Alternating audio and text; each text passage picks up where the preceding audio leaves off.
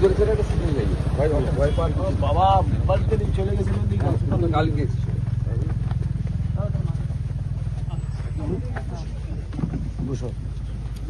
তিনটে মহল্লা সবাই দেখিয়ে আর গ্রামের অনেক ছেলে আমাদের হ্যারেস করেছে, পুরো সব জিনিস থেকে বয়কট করেছে। আমি রেকর্ডিংও করেছি, আমি সহজ করে বলি রেকর্ডিং করেছি, কি করার আছে করে নেই।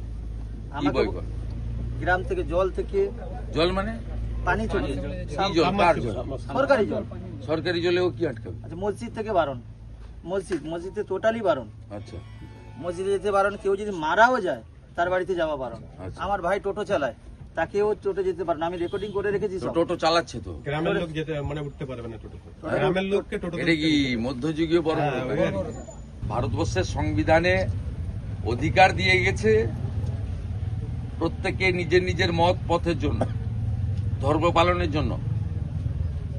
সংবিধান তোমাকে অধিকার দিয়ে গেছে, সংবিধানের উপরে কেউ নয়। আমি শুধু সাংবাদিকরা আছেন এখানে বলছি, সাম্প্রদায়িক রাজনীতিটা কারা করে এই ঘটনায় প্রমাণিত।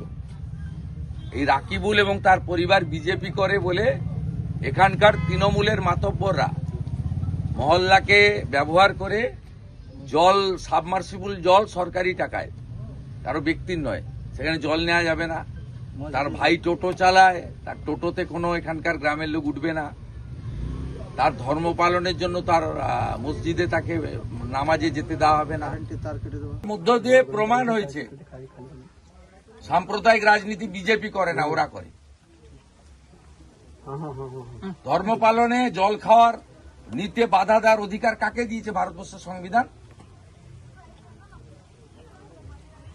আর যারা সংবিধান বিপন্ন বলেন তাদেরকে বলবো নীলপুর দীনবন্ধুপুর গ্রামে এসে রাকিবুল এবং এই বাবুর সঙ্গে কথা বলে যান।